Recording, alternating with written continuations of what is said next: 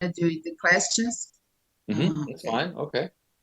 And the person that he's Zeddy, he's the owner of the website. So he's the one that is going to record our interview. Okay, fine. Wonderful. So my first question is, the band was created in 1976. How do you manage to maintain the essence of the band after all of these years? Yeah, well, you're right. I joined all these years ago, and here we are, 48 years later. Oh, nice headphones. I like the Thank looks. Very nice. Thank you. I can hear properly. Good. So yeah, I mean, I've been in this band for all my life basically, and I joined when I was a teenager, and here I am. I'm 64 years old, and it's crazy. I would have never thought that I would be doing this for so long, but I guess the secret is when you love what you do, it doesn't appear to be work, and that's why I don't have any plans of ever retiring. Because some people ask me, when will you retire, or do you have any plans? And I don't say, for me, there's nothing to retire from, because you only retire from something that you don't like, so Yeah, that's for a how, job, for a this is passion, why it's we keep different. going. Yeah, and this is why we love making new records still, because it's still as much fun as it was all these years ago. And there is that's not one of the questions, but I wanted to know that there is any difference, like the doing the shows now and going to studio and the tour. How do you, because you are in shape, and how do you keep the yeah, I can see. How do you keep like to how do you keep to be in your 60s and still doing tours and traveling the world? How is this for you? Well, I think there's a certain part, there's part routine. The other part is vanity and ambition. You want to stay. I don't like it being on stage and being tired or fat or like out of shape. It's more fun when you enjoy it and because you're in shape. So that's the reason why I do that. And also at the same time, there's a certain routine when you do it all the time. I hear a lot of background noise, I have to say. Yeah. Maybe Mr. Agencia Fire can turn off his microphone. Ed, muta seu microfone, por favor. Ah, he did it. Good, good. Yeah, it's a technology. Oh, but that's great. My second question is, how do you feel knowing that Accept it's a musical reference to metal this day? That's an amazing achievement, I believe. When sometimes I meet people that I've never met before and in bands, and sometimes in very successful bands or artists that tell me they've been influenced by Accept, and that to me is a huge honor, of course. It means a lot, but yeah, it's a huge honor. What else can I say? I mean, it's to get to influence your peers or your colleagues like that is an amazing honor. Yeah, it's a very strong impact to the new generations. Yeah, absolutely. So yeah, you guys are releasing a new album, Humanoid, in April. What can we expect of this album? I think if you're an Accept fan, you will know within 2 seconds that you're listening to an Accept album. It's going to feel very familiar, but at the same time, it's brand new songs and they're very exciting. And I also think the title track, Humanoid, really fits very well into the times that we live in, because we have a lot of strong references to artificial intelligence and to the way that the world is changing in front of our very eyes through technology. I mean, this is not, we've written songs about this before, going all the way back to the song Metal Heart in 1986. And that's where we have a visual reference, even on the album cover, to Metal Heart. So in a way, this is Metal Heart 2.0. Oh, that's cool. That's very cool. And do you feel that sometimes Because there are a lot of albums. There are 17, I think. Yeah. Do you feel that sometimes you need to search new things to create it, or something that the inspiration come easy for you? How is this the process of writing an album after all of these years? Well, it doesn't get easier, I tell you that. But I'm trying to not get too bogged down by the fact that we have written so many songs. Then you have to keep it fresh. You have to do. You have to keep it fresh, and for me, the way that I try to do that is by trying. I'm trying to put myself in the mind and the spirit of a 16 or 17-year-old that back all these years ago when we started, we didn't think about anything. We just basically had fun creating music, and we weren't so critical of everything. So I think the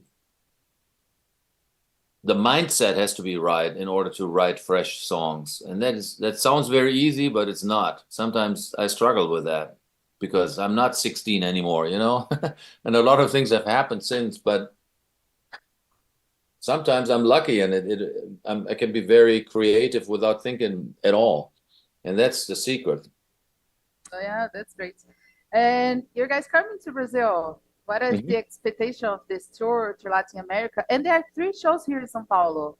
Yeah, that's crazy, isn't it? I mean, that shows the connection between our fans and accept, especially in São Paulo. That's amazing. I mean, we have the best memories of playing in Brazil. I mean, it's always been phenomenal for us, whether it's big shows like, Rock in Rio or what all these, or smaller venues and in very private settings. It's always been phenomenal. Yeah, it's something that everybody talks about. It's the interaction between the fans and the band. How is this for you here in Brazil? How is when you meet the fans and during the shows? I mean, different from other countries, or it is very different because I mean, there's no audience is as passionate as South American audiences, and Brazilian audience are no exception. They're just crazy about heavy metal, and they're so passionate. And for us as musicians on stage, that's like the dream, because before we even get on stage, people are already excited and they're singing and they're chanting, and so it's almost like a homecoming show. It's beautiful. It feels like you're immediately welcomed by the audience. They're so excited just that we're there, and then when we start playing and they recognize the songs, it takes it to a whole nother level that we really, really love. You guys are releasing the album in the end of April, and the tour starts at the beginning of May. We are gonna listen to the album already during the shows. Is there kind of a fear of like people don't know the songs, or are you sure that the fans are gonna nail it? I mean, I think we'll probably play a bunch of new songs of the new album because I mean the album is out by then, and we want to promote the new album. So, but even if not everybody is familiar with the new songs, I'm sure they can get still into it because, like I said earlier, they're great new songs, and even when you hear it for the first time, they're going to feel, yeah, this is accept. It's going to feel like what you want. Yeah, that's great. What was your vision from before you came to Brazil to now that you know a little more about the country? Yeah, that's a good question. Before I've ever came there, it seemed like a place very far away, very exotic, and I didn't really have. I thought of Amazon jungle and things like that. The monkeys. Yeah, exactly. And you think, yeah, the rainforest and things like that. But then when you get there, it's just enough. I mean, it's a different place than like say you're in Stockholm or when you're in Paris. So, Sao Paulo is a huge city, and the climate is different, and the people are different. They're very friendly, and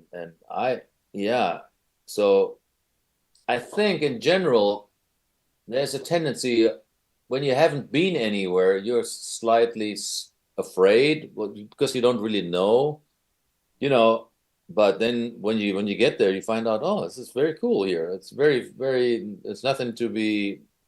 I mean, scared of, or I mean, it's very welcoming atmosphere there. It's beautiful. Yeah, I get to interview the singer from Exoder, and they play here in Brazil, and he was like, they were killing each other doing the show. It was crazy. And then I talked to people, and they were so nice, they were so polite, and everything. It was weird. Yeah, that's Brazil. Yeah, and very approachable. Everybody is very open and loving, and you know, that's I love that. Yeah, that's great. And what do you think about the metal scene now? What do you think there's difference between what was before and now, the metal scene? It's more diversified. You know, if I think back to all these years ago in the early 80s or late 70s, there was only a few bands that I was aware of, you know, maybe, I don't know, a few dozen bands that people talked about and that were known to all us kids, you know. Most of the bands that I was familiar with, they were from Britain. They're English bands, and then of course American bands also. But now, my God, the world is wide open. There's millions of bands and thousands of bands, and that's also because of the internet and social media and whatnot. So it's yeah, I mean, it's a completely different landscape musically and in general. I mean, I'm old enough to remember even, you know, there was only a few TV stations on TV. When you needed a phone number, you looked in a phone book, you know, you looked up. Now, I mean, it's millions of stuff everywhere. Anything you need to know, you just Google it. And so it's, you know, it's a different land. It's a different world now. Yeah, yes, it is. And if you could give an advice to the new generation of musicians, what would you say? I would say find out what you're good at and stay with that. Don't try to be everything to everybody. Don't look at the latest trend and try to follow that. Try to find something that speaks to your heart, and no matter what the trend is, do that. Because I found out if you stick with the one thing that you really love, people will take notice eventually, you know. And the other advice is maybe don't go for the overnight success, because everybody wants to be famous right away, but that might not always be possible. So stay in it for the long haul. Yes, that was amazing. It was great talking to you. I wish we had more time, but we don't. You're very nice. Thank you. That was our interview. Thank you so much. Thank you, Tamira. That was great. Nice talking with you. Thank you for your questions. Those are great. Thank you. And see you guys in May. Okay, Brazil. I'll see you guys soon. Bye. Bye.